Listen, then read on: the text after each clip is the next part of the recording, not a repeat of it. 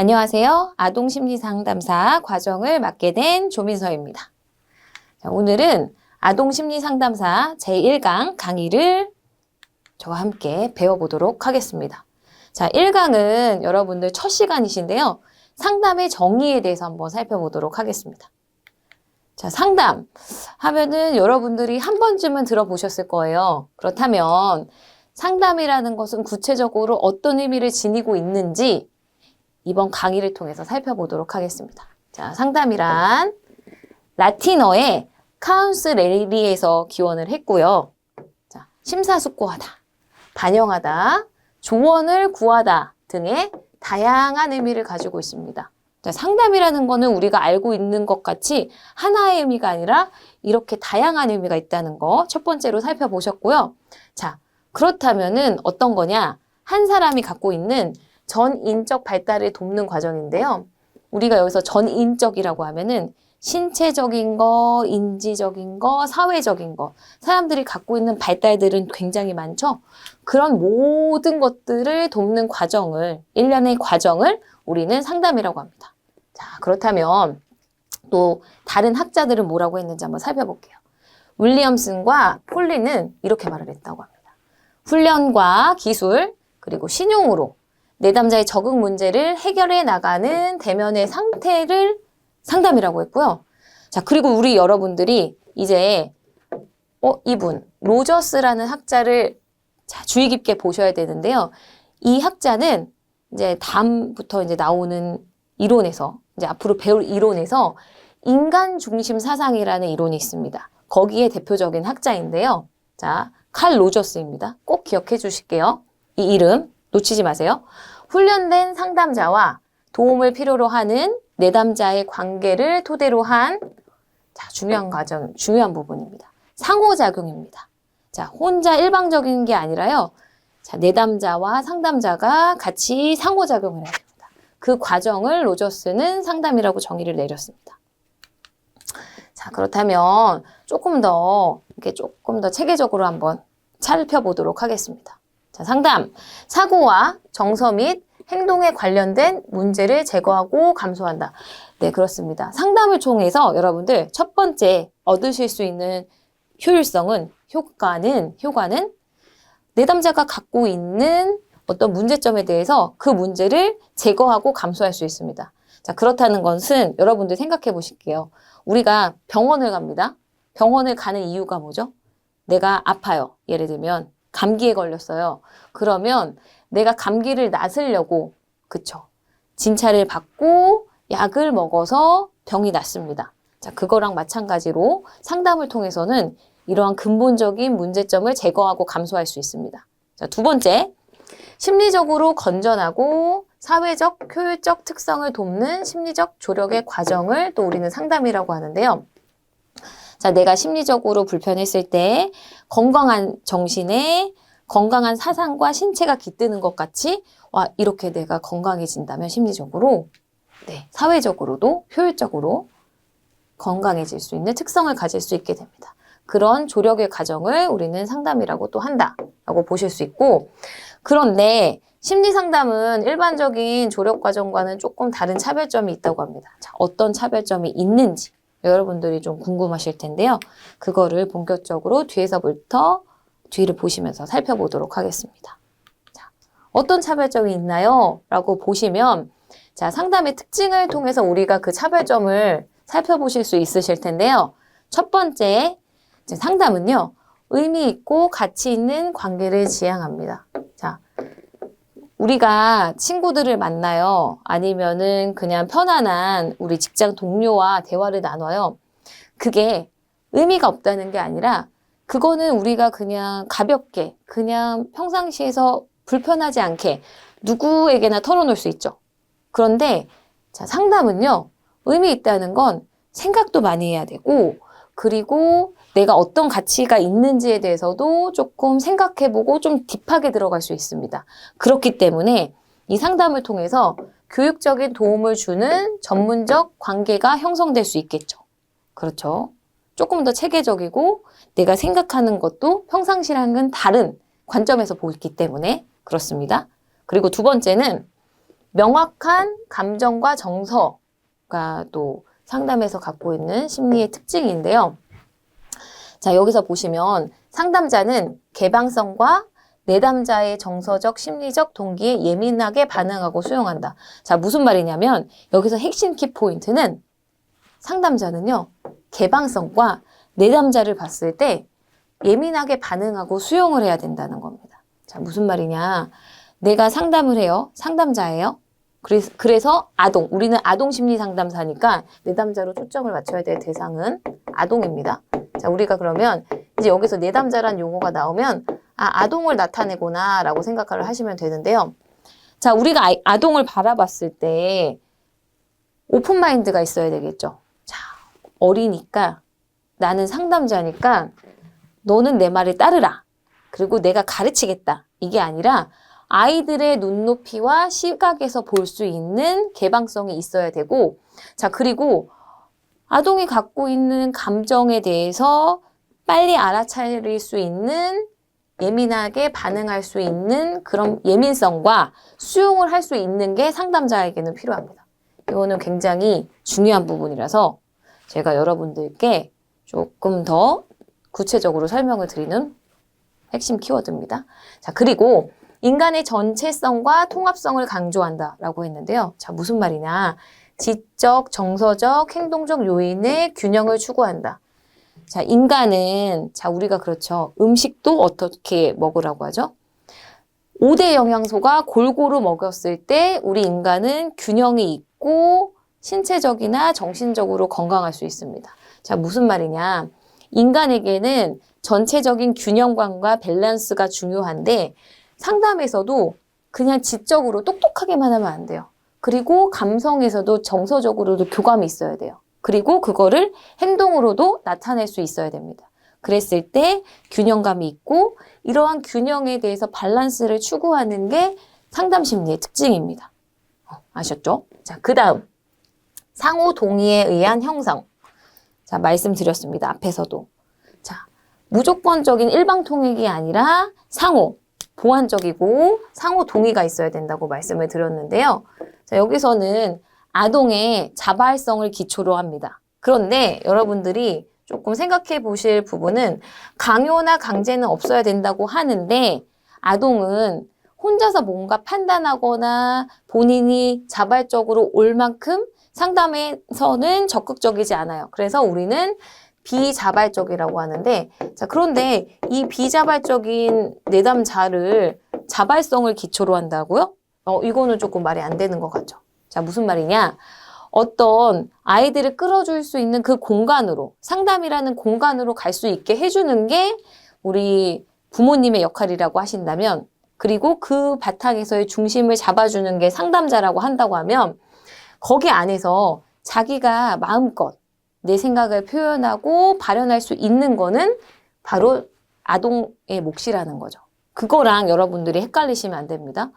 비자발적인데 자발적이라고? 그거는 이런 의미에서의 차이점이니까 여러분들이 헷갈리시지 마시고 이해를 해보시면 좋을 것 같습니다. 자, 그렇다면 또 보실게요. 상담 관계는 또 상담 심리의 특징인데요. 내담자가 상담자로부터 요청할 때 성립이 된다. 정보, 조언, 충고, 이해, 치료를 받는다. 자, 요청이 됐습니다. 이건 무슨 말이냐? 상담자가 자, 오늘부터 상담을 시작했으니까 이대로 하자, 이대로 해봐야지, 이렇게 하는 건 어때?가 아니라 내담자인 아동이 상담에 대해서 이거를 마음도 털어놓을 수 있고 뭔가가 요청을 했을 때 그럼 요청을 하는 거는 아동이 못한다면 아동의 부모님이 하실 수도 있고 그랬을 때 스타트를 끊게 되는 거죠. 자, 그래서 그때부터 이러한 과정들로 상담이 이루어질 수 있고 자, 두 번째는 의사소통과 상호작용을 통해서 이루어진다. 당연하죠. 상담을 했을 때 소통을 하고 상호작용이 굉장히 중요하다고 했잖아요. 일방통행이 아니라고. 그래서 비언어적인 표현을 중시한다. 자, 여러분들이 여기서 비언어적인 표현이 무엇인가 조금 궁금하실 텐데요. 자, 상담을 했을 때 예를 들면 아동의 뭐 표정이라든지 아니면 행동이라든지 이런 것들 있죠. 아동이 이제 좀 말하지 않고 말로 표현하지 않는 모든 것들, 그런 것들을 우리가 비언어적인 표현이라고 합니다. 뭐 침묵을 합니다. 예를 들면 그것도 이 행동으로 나타나는 비언어적인 표현으로 볼 수 있습니다. 예를 들자면 그리고 정서나 무의식적인 동기에도 관심을 갖는다. 상담 심리의 특징이 그렇고요. 자, 그런데 여기에서 상담에서는 분명한 구조화를 중요시해요. 무슨 말이냐면 상담은 계획성 없는 걸 안 좋아해요. 무계획을 안 좋아합니다. 그래서 얘는 어떤 틀이 있어야 돼요. 틀이 없는 거를 굉장히 불편해합니다. 상담이라는 그런 친구는. 그래서 상담자와 내담자의 역할과 한계도 있을 수 있기 때문에 그랬을 때 우리는 분명한 구조화가 필요하겠죠. 자, 구조를 잡았을 때 어떤 방향성을 잃으면 우리가 다시 원점에서 가서 세팅이 돼서 잡을 수가 있잖아요. 틀을. 자, 그래서 분명한 구조화를 상담은 좋아한다. 그리고 협동적인 조력 관계다. 아까 말씀드린 것 같이 상담은 일방통행이 아니고 합의한 목표를 달성하기 위해서 서로 내담자와 상담자가 함께 협동을 하려면 투게더죠. 함께 노력하는 겁니다. 함께 같이 노력한다라고 보시면 될 것 같습니다. 자, 그래서 우리가 상담을 했을 때 요 함께와 같이 투게더라는 의미를 여러분들이 머릿속에 기억을 해 놓으시면 좋을 것 같습니다. 자, 그렇다면 상담에 대해서 우리가 지금까지 알아봤어요. 그러면 우리가 많이 들어본 심리치료랑은 좀 어떤 차이점이 있는지를 보셔야 될 텐데 그래서 심리치료에 대해서도 한번 살펴보도록 하겠습니다. 자, 심리치료라는 것은 두 당사자 사이에 공식적인 상호작용의 과정이다. 자, 무슨 말이냐면 상담하고 마찬가지로 두 당사자가 있잖아요. 내담자도 있고 치료자도 있고 그랬을 때 서로 상호작용을 해야 됩니다. 그런데 여기에서의 조금 상담하고 차이점은 상담은 모든 이제 노멀한 건 뭐 이런 것들 다 상관없이 남녀노소를 다 불문하고 상담을 받을 수 있다. 제약이 없다면 요 심리치료는 약간 제약이 있습니다. 무슨 말이냐면 정신적 문제를 가진 내담자를 대상으로 한다. 정신적으로 어려움을 호소하는 내담자를 대상으로 합니다. 그게 심리치료와 상담의 차이점입니다. 가장 큰 차이점. 그리고 심층적 문제로 인해서 부적응이 있고 갈등에 초점을 맞춥니다. 심리치료는. 그래서 무의식적인 문제라든지 트라우마가 있어요. 그래서 여러분들 뭐 이 트라우마라는 말은 많이 뭐 들어보셨을 거예요. 나 트라우마가 있어서. 뭐 예를 들면 뭐 이제 그 드라마에서 뭐 주인공들이나 보면 내가 뭐 교통사고나 어디 뭐에 대한 뭐 트라우마가 있어서 뭐 물에 빠졌어. 그래서 뭐 물을 싫어해. 그래서 내가 그런 트라우마가 있어. 뭐 이런 말도 많이 하잖아요. 자, 그랬을 때 우리가 심리치료에 적용해 볼 수 있다. 이런 것들은. 그리고 사후적 치료적 입장에서 무의식적인 체계를 추적하여서 갈등이나 부적응의 근본적인 부분을 해결하고 내면의 심리적 변화를 이끄는 것을 목표로 하는 것이 심리치료의 가장 큰 목표점이라고 보실 수 있습니다. 그렇죠? 내면의 심리적인 변화를 이끌어야 됩니다. 왜냐하면 근본적으로 정신적인 문제가 있기 때문에 이거를 해소하려면 이 기본적인 근본 뿌리부터 잡아야 되는 거죠. 자, 그렇다고 합니다. 그리고 자, 그렇다면 여러분들이 제가 상담과 심리치료는 이제 어떠한 공통점이 있고 차이점이 있는지를 좀 살펴보실 텐데요. 자, 상담과 심리치료는 같은 맥락일까요? 라고 궁금하실 거예요. 자, 어떤 면에서 그 내담자가 갖고 있는 기본적인 그 문제점이나 호소하는 거에 대해서 해결하고자 한다. 아니면 이거에 대해서 관심이 있다. 이런 부분은 같은 맥락이실 겁니다. 그렇죠? 그런데 어떤 것들이 디테일한 차이점이 있냐라고 보신다면 상담 같은 경우는 좀 심리치료에 비해서는 단회기성이에요. 단회기성이라는 거는 뭐 5회기, 10회기라든지 이렇게 조금 이렇게 좀 짧습니다. 그런데 심리치료는 장기적이에요. 장기적이라는 건 기본적으로 10회기 이상. 그래서 우리가 상담을 좀 많이 받았을 때 이제 좀 꾸준히 받으시는 분들은 좀 개월 수가 아니라 연 단위로도 받으신다고 하시는 분들도 계시잖아요. 뭐 50회기가 되기도 하고 20회기 이상. 근데 보통은 10회기 이상에서 좀 시작을 합니다. 심리치료는. 자, 그리고 상담은 문제에 대해서 지향을 한다면 우리 심리치료는 인간의 그런 지향, 인간이 갖고 있는 문제점, 문제에 대해서 기본적으로 지향을 하고 있고, 그리고 상담은 아까 교육적인 메시지가 많다고 했잖아요. 그래서 전문가의 조언이라든지 정보, 지시를 조금 더 초점을 맞춘다면 그에 반해 심리치료는 내담자의 생각이라든지 행동을 발견하여서 그것을 돕고자 합니다. 그래서 이런 조금 큰 틀에서의 맥락에서의 차이점이 있습니다. 자, 그렇다면 조금 더 살펴보실게요. 자, 그렇다면 한 번 더 정리를 해보겠습니다.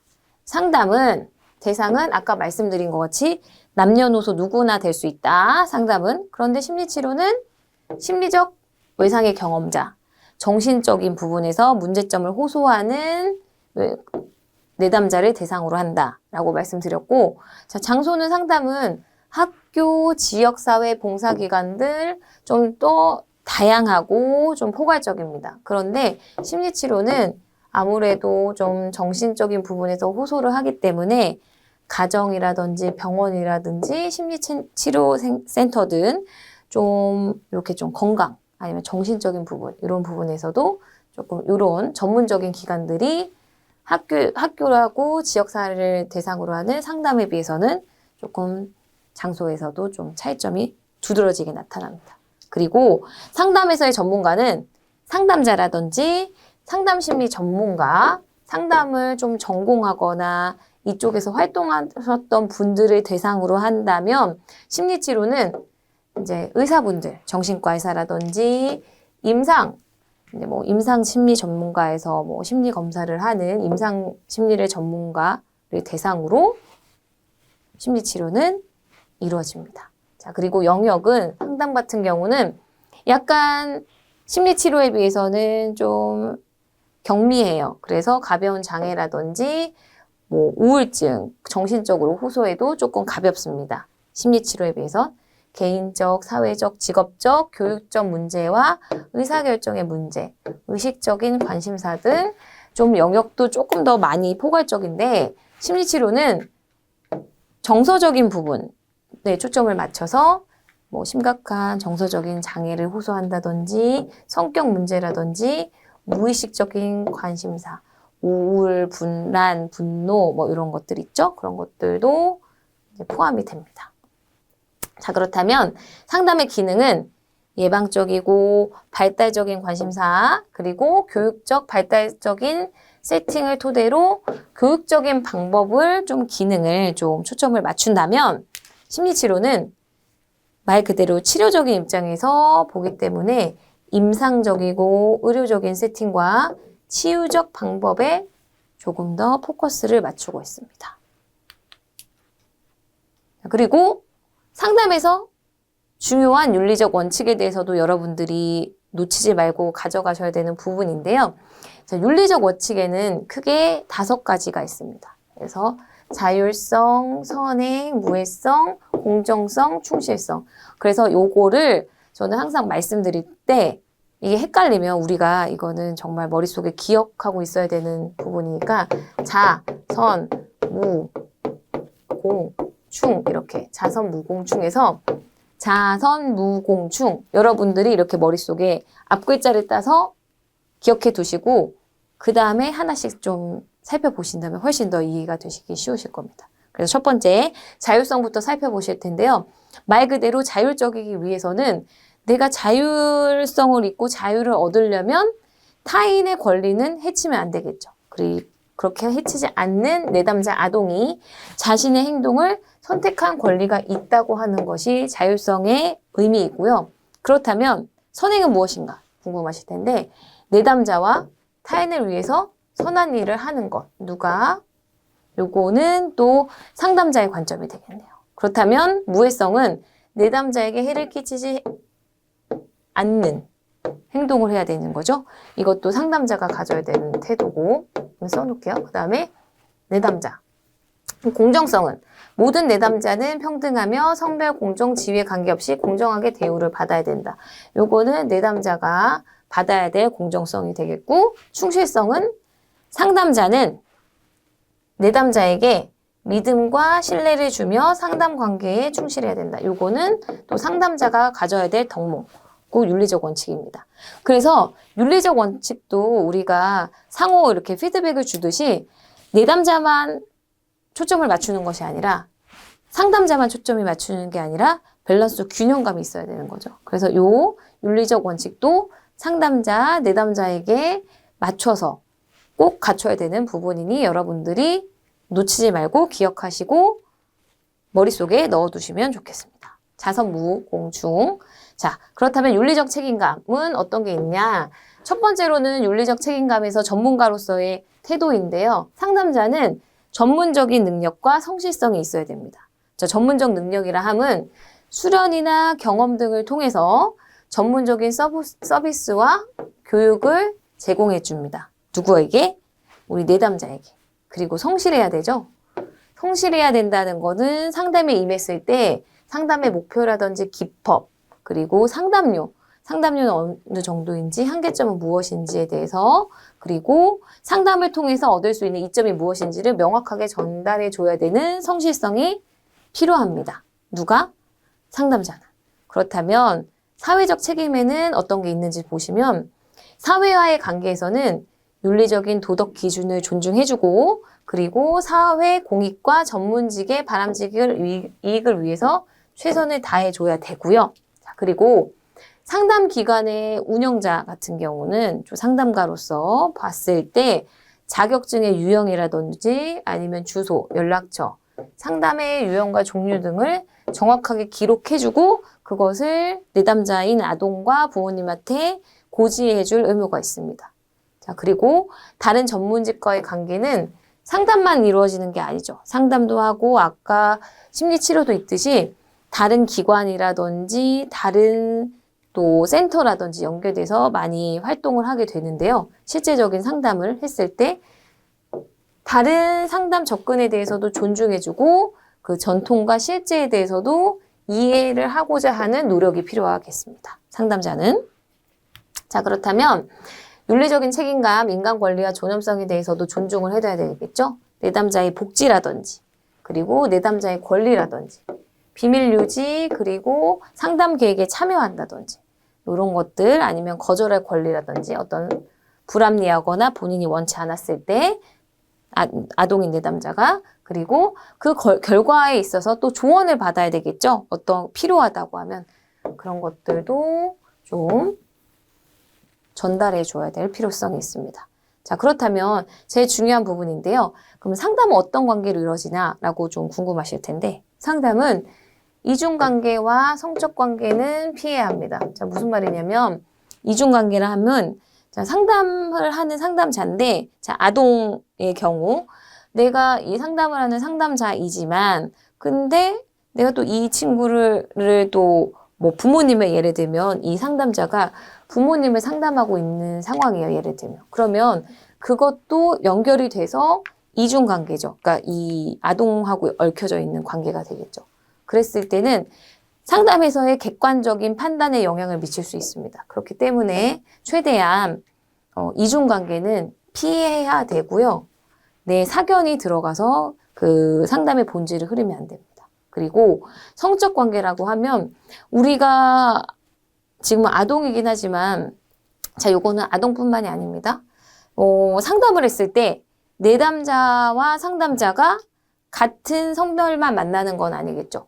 상담자가 남자고 내담자가 여성일 수도 있고 아니면 그 반대로 성별이 바뀔 수도 있습니다. 그랬을 때 이성으로서 뭔가 호감이 가거나 뭔가가 내가 느낌이 가거나 그렇다고 할지라도 중요한 부분인데요. 성적 관계는 당연히 피해야 되고요. 상담이 종결했을지라도 최소 2년 이내에는 성적 관계를 금지한다. 이건 무슨 말이냐면 우리가 상담이 끝나도 추수 상담도 있잖아요. 그렇다는 거는 상담이 완전히 종결돼서 완전히 끝나지 않고 내가 이 사람을 완전히 마무리하는 데까지 상담해서 이별의 시간도 필요하겠죠. 그래서 이런 것들도 여러분들이 숙지해줘야 되는 부분이다 라고 말씀을 드리고 그리고 정보는 당연히 보호가 돼야 되겠죠. 사생활과 비밀 보호는 상담자가 당연히 갖춰야 될 덕목이고요. 그리고 그 기록도 그 절차에 따라서 반드시 기록은 보존되고 일정 기간이 지났을 때 폐기 처분을 해줘야 됩니다. 이걸 무조건 갖고 있어야 되는 건 아닙니다. 그런데 비밀 보장의 한계라는 게 있어요. 무슨 말이냐면 내담자가 지금 심각한 건강상의 생명의 위협을 받는 상황이에요. 뭐 폭력이라든지 아니면은 건강상의 이게 뭐 생명과 직결되는 부분이 있습니다.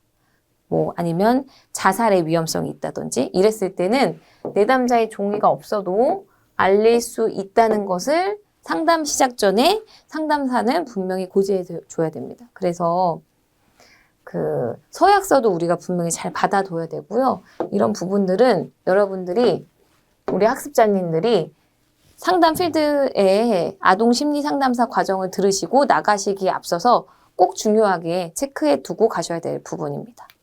자, 그래서 여러분들이 지금 우리가 상담에 대해서 전반적으로 살펴보셨습니다. 자, 첫 시간인데도 굉장히 조금 타이트 하시고, 그리고 궁금하실 거예요. 아동 심리 상담사인데 왜 그냥 상담을 배워요? 라고 궁금하실 수 있는데, 자, 우리가 구조물도 그렇고 뭔가 했을 때 상담은 좀 계획성 있는 걸 중요하게 생각한다고 했잖아요.